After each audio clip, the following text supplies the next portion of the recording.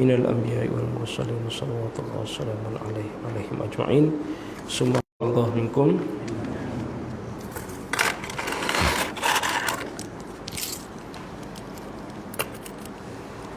Bismillahirrahmanirrahim. Nawaitul i'tikaf fi hadzal masjid sunnatan lillahi ta'ala. Qala al-musannif rahimahullahu ta'ala wa nafa'ana bi'ulumihi fid dharain amin. Alhamdulillah. Syukur kehadrat Allah Subhanahu wa ta'ala. Allah mengizinkan saya, tuan-tuan muslimin muslimat, tapi Tuhan tak redha. Susah hidup. Hidup tapi tak berkat, tak diberkati Tuhan. Lebih baik matilah. Susah. Lebih baik mati. Kan? Ada harta tapi tak berkat. Lebih baik tak ada harta. Harta tak berkat ni pening kepala, tuan. Harta tak berkat ni pening kepala. Jadi kita minta apa-apa yang Tuhan beri kepada kita ni, kesempatan untuk buat baik ni, kita mohon pada Allah Ta'ala supaya Allah memberkati. Allah memberkati apa yang kita lakukan. Apabila keberkatan daripada Allah Ta'ala tu, ilmu yang barakat, makan minum yang barakah, kehidupan yang barakah, dia jadi tenang. Dia jadi tenang, tuan-tuan. Jadi hari ini kita sambung pada muka surat yang ke-93, dalil wahdaniyah. Baik, dalil sifat Tuhan, sifat wahdaniyah.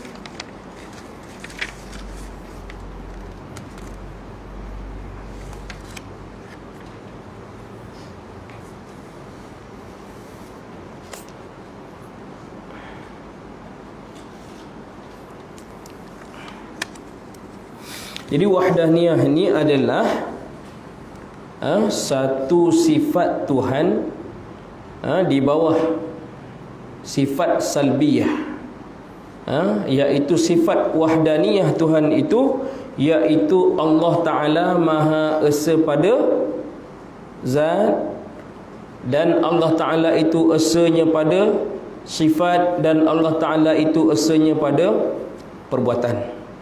Kita dah huraikan dah pada kuliah yang lepas, esa pada zat itu ada dua kam. Ada dua kam. Satu kam muttasil pada zat. Bagaimana nak menafikan kam muttasil pada zat itu? Kita dah huraikan dah pada kuliah yang lepas, iaitu Tuhan itu tidak bersusun-susun. Juzuknya macam kita ni, ada tulang, ada darah, ada kulit tersusun. Cukup kat situ, kita dah hurai pada kuliah yang lepas, pada panjang lebar. Dan kam munfasil pada zat, tidak ada makhluk yang lain sama zatnya macam Allah Subhanahu wa ta'ala. Juga kam muttasil pada sifat, iaitu Allah Ta'ala mempunyai sifat lebih daripada satu sifat yang sama. Contoh dua qudrat ini juga membatalkan Allah Ta'ala tidak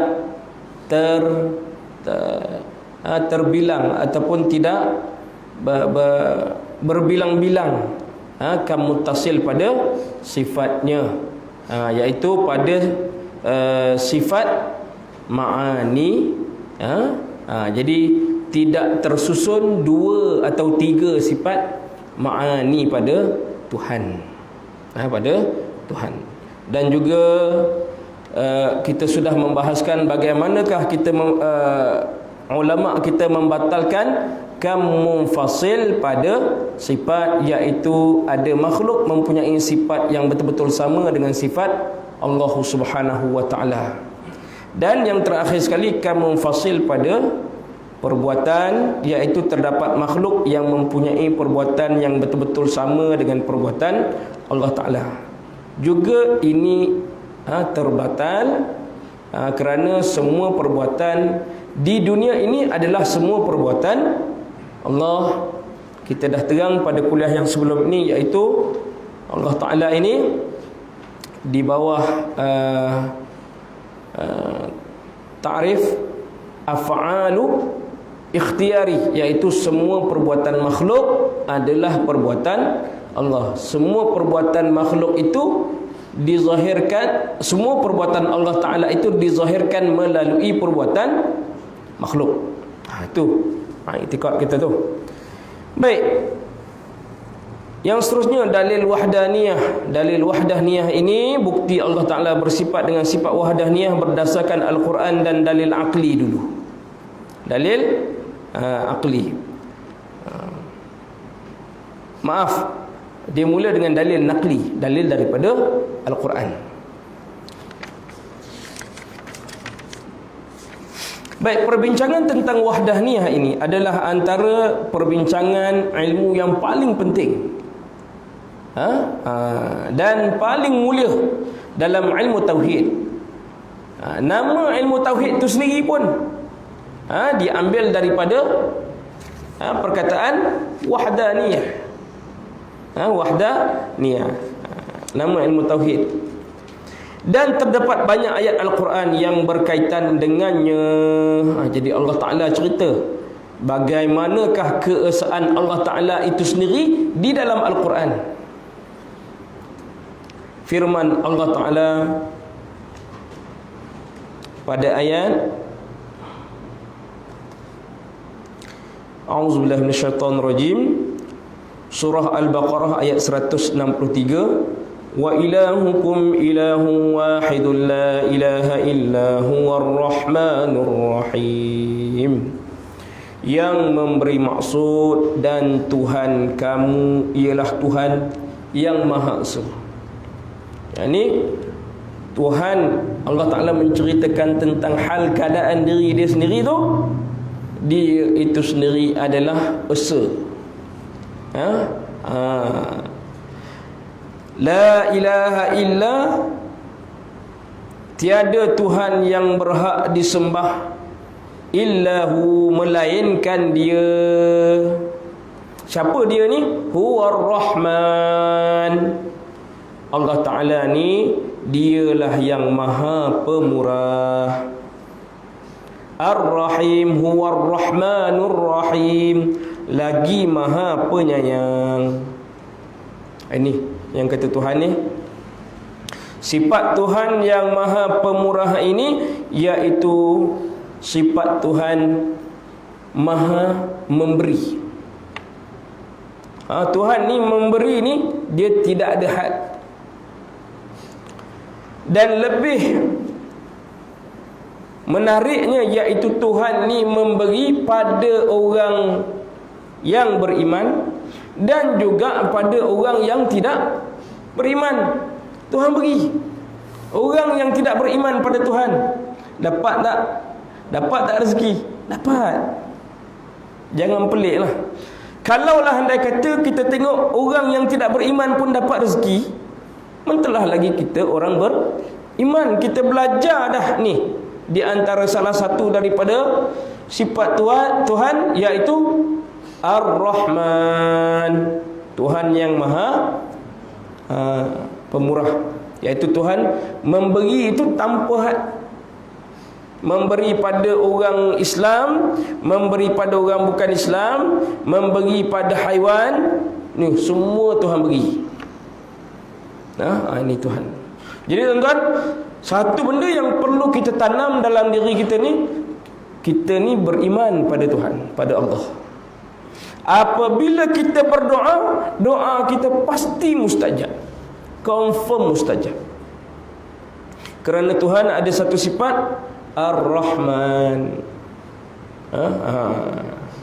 Ana 'inda dhanni 'abdi bi, aku di sisi sangkaan hamba-Ku kepadaku. Jadi kita ni bila berdoa kena yakin doa itu dimustajabkan oleh Allah Subhanahu wa taala. Kerana Tuhan ni Maha memberi. Jadi apa jua masalah, apa jua keadaan, apa jua perkara yang timbul, yang kecil ataupun yang besar, kita kembali kepada Allah. InsyaAllah ada jalan keluar yang Allah beri. Sebab tu kalau kita tengok, kita dapat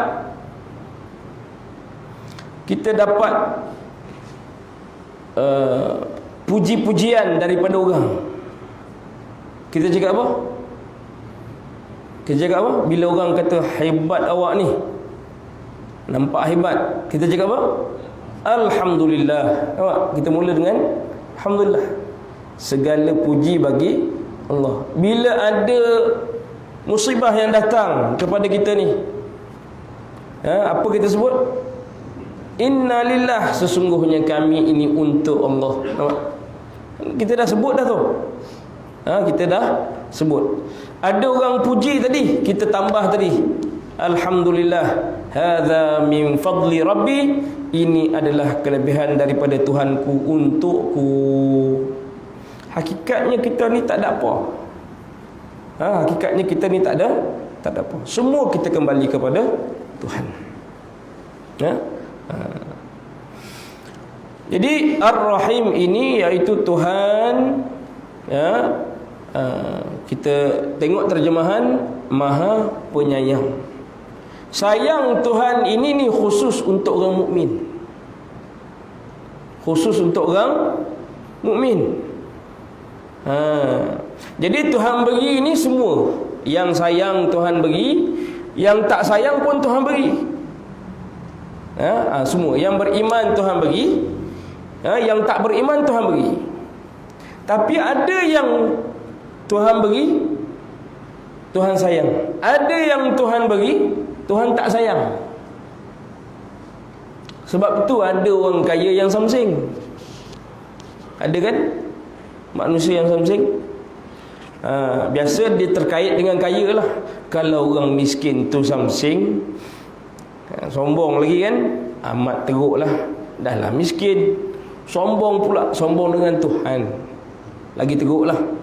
Sudah miskin tapi dia tak menjaga solatnya, sombong dengan Tuhan lah tu. Bukan saya kata kalau kaya tak apa.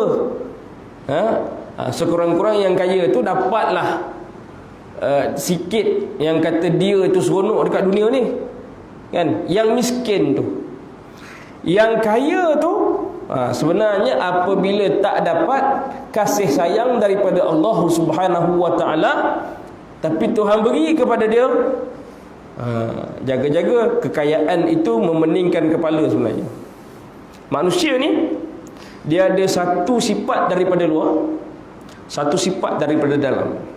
Apabila bergabung dua sifat ni, lagu apa tu? Adam Stesti bergabung meletup kan? Apa lagu tu? Kalau bergabung dua sifat ni, dia merosakkan manusia tu. Apa dia? Daripada luar, iaitu kebanggaan, iaitu kemewahan, kekayaan. Dia kaya, dia teringin, dan Tuhan beri kekayaan. Itu daripada luar. Daripada dalam, kebanggaan. Dia ada sifat menunjuk-nunjuk sikit. Dia ada sombong sikit. Bergabung dua sifat ni, sebenarnya itu jalan untuk menuju kepada kehancuran diri dia. Hati-hati. Kita tengok dia sombong tapi kaya dia. Dengan sifatnya, dengan percakapannya, langsung tak ada ciri-ciri merendah diri dan sebagainya. Nak mentaati perkara-perkara fardu daripada Allah Ta'ala, lagilah. Sembahyang tidak, zakatnya tidak. Ini dua sifat. Satu daripada luar, satu daripada dalam. Jadi hati-hati tuan. Sama kita. Sama kita. Jadi Tuhan ni, kalau kita minta, Tuhan beri. Tanda Tuhan nak mustajabkan, ataupun tanda Tuhan nak beri kita sesuatu, diberikan kita keringanan lidah untuk berdoa kepada Tuhan. Itu tanda Tuhan nak beri tu. Lama kita minta. Apa yang biasa kita minta kepada Tuhan? Biasa yang kita minta, ya Allah, aku banyak hutang. Ya Allah, aku banyak hutang. Minta Allah langsaikan hutang. Memang itu di antara masalah, tapi itu sebenarnya one of part. Tu dalam bahasa Jawa dia tu.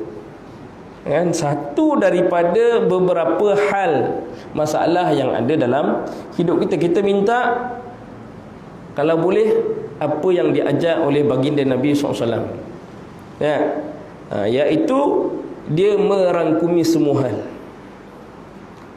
iaitu Rabbana atina fid dunya hasanah wa fil akhirati hasanah wa qina azabannar. Kebahagiaan dunia dan akhirat. Apa-apa saja kebahagiaan di dunia kita minta, dan juga kebahagiaan di negeri akhirat juga kita minta. Itu doa Nabi Allah Ibrahim alaihi salam. Tu kalau boleh kita ni nak berdoa tu, kita tengok ada tak doa para nabi. Bila doa para nabi ni dia biasanya merangkumi semualah. Kita minta satu je masalah kita tu. Ingat selesai masalah tu selesai, rupa datang yang lain. Datang yang lain, minta pula yang lain tu kecil tu. Minta yang lain. Baik, firman Allah Ta'ala, Allahu la ilaha illa huwal hayyul qayyum la ta'khudhuhu sinatun wa la naum. Yang bermaksud Allah, tiada Tuhan yang berhak disembah melainkan Allah, yang tetap hidup, yang kekal selama-lamanya, mentadbir sekalian makhluknya. Dia tidak didatangi rasa mengantuk dan tidak pula tidur. Baik, pada ayat ni, ini ayat apa ni? Ayat kursi kan? Ni ramai orang hafal ni. Ramai orang hafal. Ada yang macam-macam orang kan mengamalkan ayat kursi ni. Ada yang mengamalkan dengan membaca, ada yang mengamalkan, tuan, saya tak tahulah dia baca ke tidak. Dia datang, ustaz, tengok ni, dia datang, dia bawa ada satu dekat rantai dia lah, dia buka ni, buka panjang, kecil tulisan. Saya kata apa ni? Tengok betul-betul ayat kursi. Ni pendinding saya, ustaz. Ni pendinding. Saya tanya, baca tak? Tak, saya ni gantung ni. Ayat kursi gantung je. Dia ikat dia, ataupun dia buat rantai lah kat badan dia, tuan-tuan. Yang tu dipanggil wafa. Tu dipanggil wafa. Ni ayat Quran, ustaz. Biar letak Quran ikat kat badan pun tak boleh. Satu Quran tu ayat kursi, satu ayat Quran. Ambil ni Quran ni Quran, ikat, minta lindung diri, tak boleh. Tak boleh. Dia jadi wafa, dia jadi tangkal. Quran tu diamalkan. Quran tu untuk diamalkan. Wafa ni tuan-tuan tahu kan? Ada yang setengah yang saya jumpa ni, iaitu ada yang mengamalkan wafa ni, iaitu dia menggunakan huruf-huruf hijaiyah. Dia bagi kertas, dia tulis hujung sini alif, hujung sini ba, hujung sini jim, hujung sini waw, tengah-tengah ya. Lepas tu adalah dia bacakan apa, dia sentiasa bawa pesan orang yang beri tu, ustaz. Dia kata benda ni menjaga diri, yang ni haram, tuan-tuan. Yang ni dipanggil wafa, tangkal lah. Ayat Quran tu letak Quran pun tak boleh. Bukan huruf hijaiyah tadi. Satu Quran pun tak boleh. Quran ikat, dia tak baca pun. Yang itu bukan cara nak mengamalnya, ya. Ada yang letak dekat pintu dia tampal pintu. Kita letak dekat rumah tak apalah, kita letak pintu kan.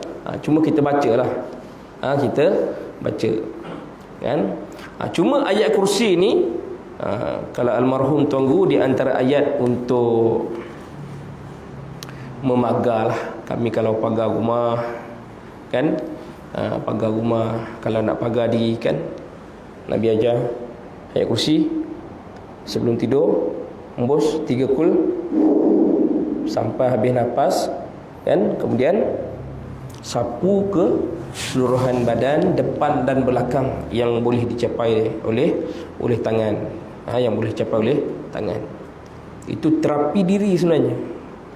Terapi diri 3 kul dan ayat kursi sebelum tidur. Kalau rumah kami pagar, kami diajar tunggu daripada pintu masuk tu, adalah mula baca ruqyahnya, kemudian pintu masuk tu renjis, dalam rumah renjis ai Allahu la ilaha illa huwal hayyul qayyum, daripada pintu masuk sebelah kanan pusing sampai pintu tu balik sebelah kiri. Ni ayat kursi. Jadi pada ayat kursi ni tuan-tuan, apa yang ada pada ayat kursi ni didatangkan pada dalil ni, iaitu Allahu la ilaha illa huwal hayyul qayyum. Allah, iaitu tiada Tuhan yang berhak disembah melainkan Dia. Ini Allah Ta'ala sendiri yang bagi tahu kepada kita ni. Allah Ta'ala sendiri yang bagi tahu tentang hal keadaannya. Tak ada Tuhan yang layak disembah melainkan Allah Ta'ala itu sendiri, iaitu Allah Ta'ala huwal hayyu, Dia tetap hidup. Kalau makhluk ni dia bersifat mungkin, sekejap ada, dia menerima ada dan menerima tiada. Sebelum adanya tiada, dan setelah adanya tiada pula. Dia dilahirkan kemudian dimatikan. Tapi Tuhan sentiasa hidup, yang tidak ada awal, dan tidak ada pengakhiran bagi Tuhan, yang kekal selama-lamanya. Yang kekal selama-lamanya. Mentadbir sekalian makhluknya.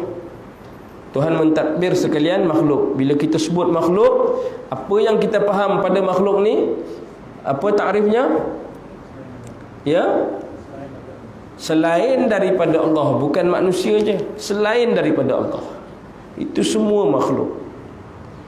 Haiwannya, jinnya, malaikatnya, alam ni, angkasa lepas dan sebagainya, planet-planet kan, sekalian makhluknya.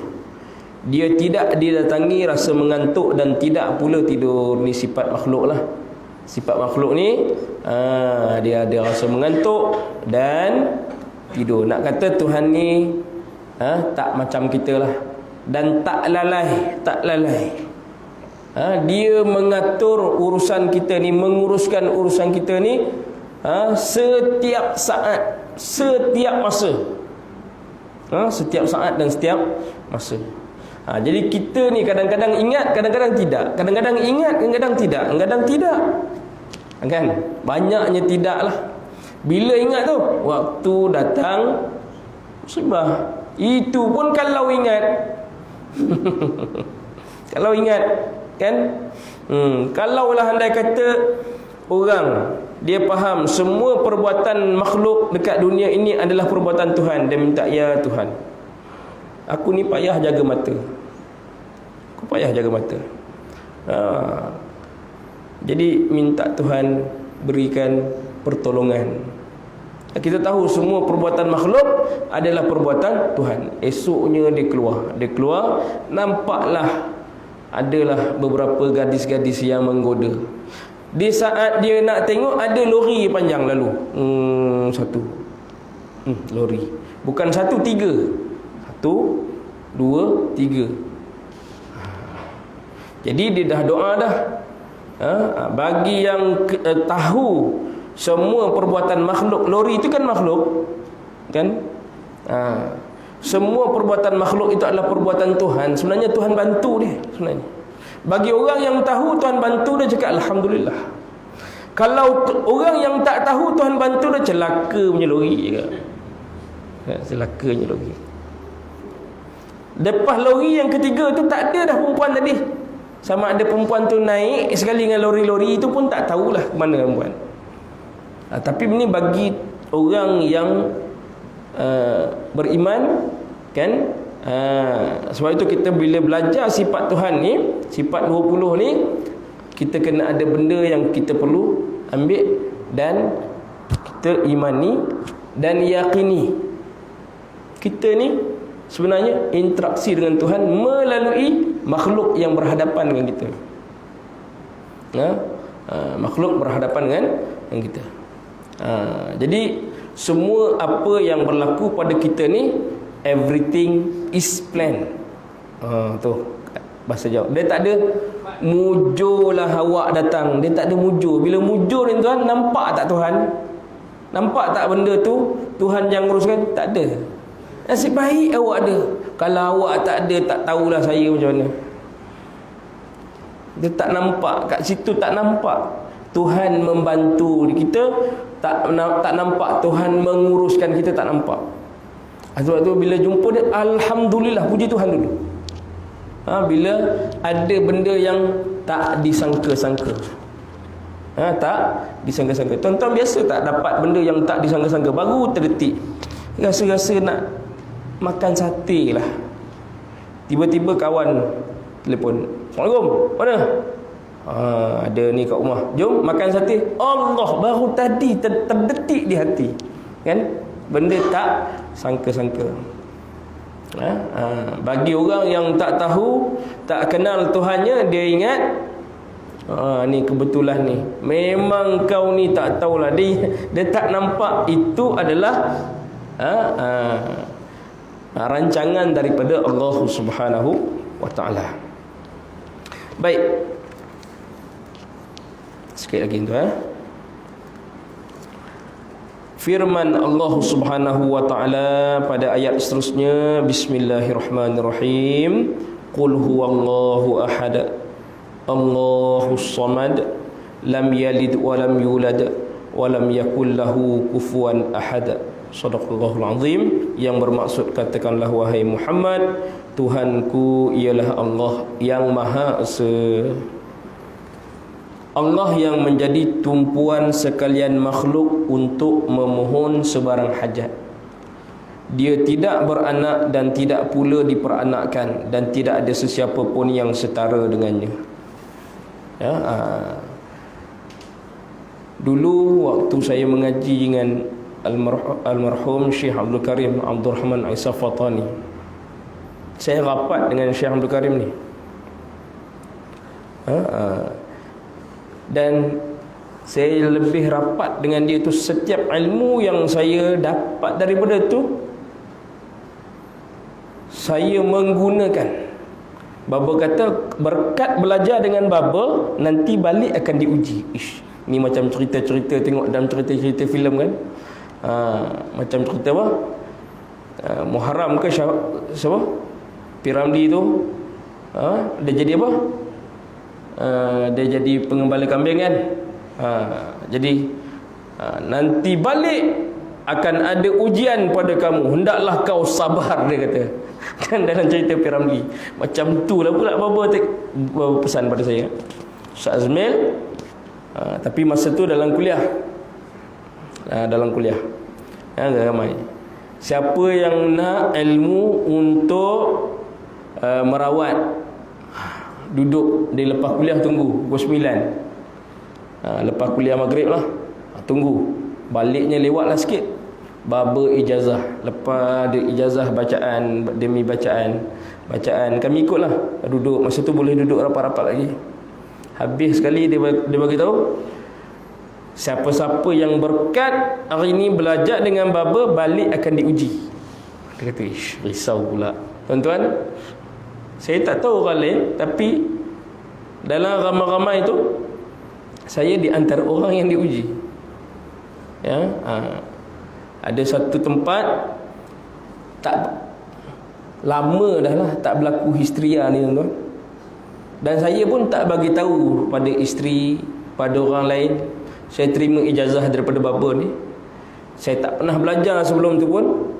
Selalu jadi tukang pegang. Tapi keadaan yang berlaku tu, dia tahu kita ustaz. Dan orang ramai ingat ustaz ni package. Dia ustaz. Bila ustaz mesti dia boleh merawat.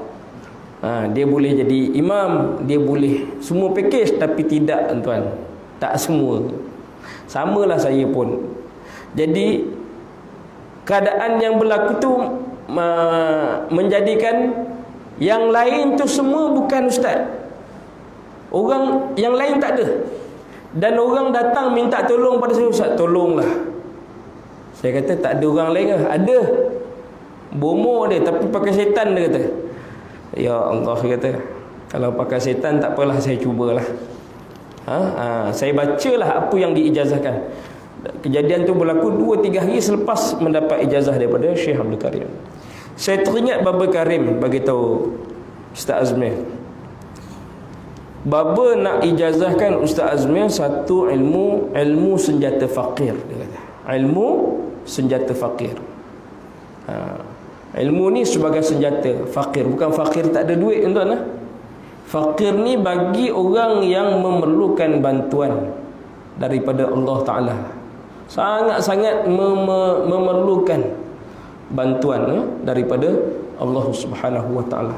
Kita mengharapkan pertolongan daripada Tuhan. Jadi Ustaz Azmi ikut bacaan Baba. Selalu saya ambil, dalam kuliah pun saya ambil. Saya duduk bila khidmat dengan dia kat hotel tu, Aston Kelana yang sekarang ni tutup dah tu, kat Nilai tu. Masa tu dia ada dia Baba kalau datang, pengurus hotel tu dia akan bagilah pada Baba, duduklah 10 hari secara percuma. Kita dapatlah sikit syafaat. Kan? Duduk sekali, kan? Baba sakit badan, picit-picit lah sikit. Samping tu dia bagilah beberapa ilmu. Baba nak bagi ilmu senjata fakir. Kalau Ustaz Azmil memerlukan apa-apa sahaja, sangat-sangat memerlukan bantuan daripada Allah Subhanahu Wa Ta'ala, ini ilmunya, iaitu ilmu Qul Huwallah, suratul Ikhlas. Baba dapat ini daripada ayah mertua. Ayah mertua Baba, dia kata. Syekh Abdul Karim ni. Syekh Abdul Karim ni ayah mertua dia tentera. Tentera. Satu tentera di satu negara. Di satu negara, saya tak sebutlah. Jadi satu hari di negara itu, sewaktu ayah mertuanya jadi tentera tu, adalah tentera musuh datang. Jadi tentera di negara ini ni kurang dia punya peralatan senjata perangnya. Jadi apa yang mereka buat? Mereka minta tolong pada tok-tok guru. Jadi pada waktu tu tok-tok guru ijazahkan apa? Ilmu senjata fakir ni. Ikut, dia kata ikut, iaitu membaca Qul Huwallah. Jadi baca saja. Ayah mertua dia bagi tahu, kami baca je pada ketika itu. Baca je pada ketika itu. Akhir sekali apabila tentera ni masuk, iaitu tentera yang lengkap dengan kelengkapan perang, kelengkapan yang hebat lah. Jadi apabila masuk, tuan, tentera ni tak nampak tentera yang ayah mertua Syekh Abdul Karim ni lah. Dan mereka dapat membunuh lah tentera musuh ni. Dalam keadaan tentera musuh ni tak nampak mereka. Jadi jangan beramal ni, kalau ada pencuri masuk, baca dah, tapi kata tak nampak ni, nampak Ustaz. Beramal ni tuan-tuan, jangan mengharapkan nak jadi hebat. Tuhan nak bantu, itu urusan Tuhan. Tuhan tak bantu pun urusan Tuhan. Tapi kita ni, Baba pesan, macam kita berdoa lah ni, tapi di antara caranya banyakkan membaca suratul Ikhlas. Dia pesan pada saya Ustaz Azmi, satu hari 300 kali. Tapi baca 300 kali ni jangan tidak menjaga kualiti bacaan tu. Kalau Allah Samad lam yalid walam yulad, kalau baca je tajwid tidak jaganya, nak mengejar kuantitinya.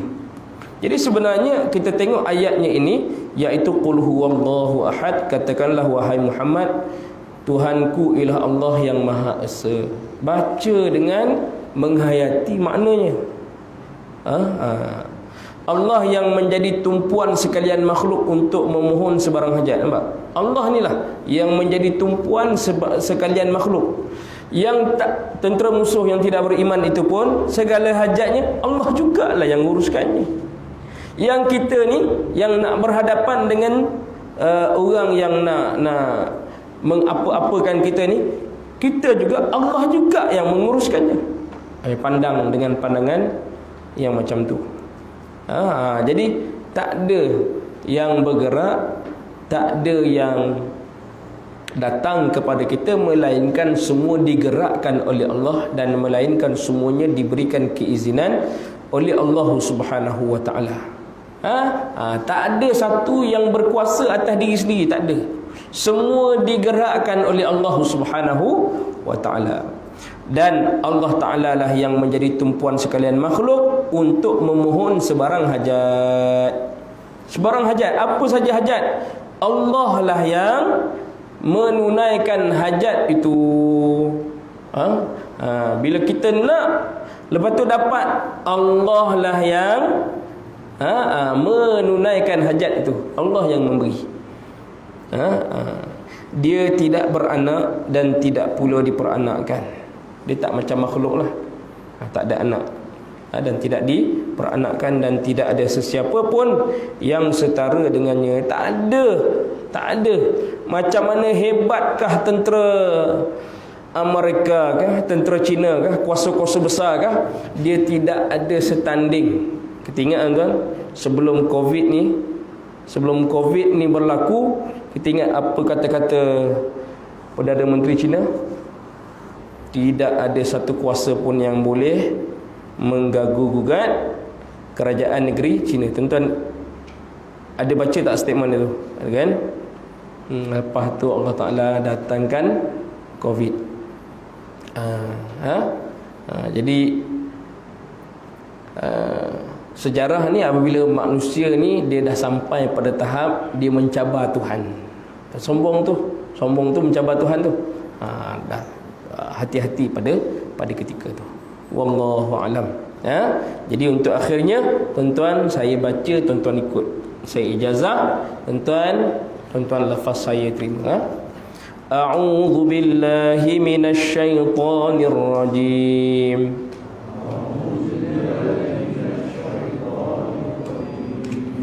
Bismillahirrahmanirrahim.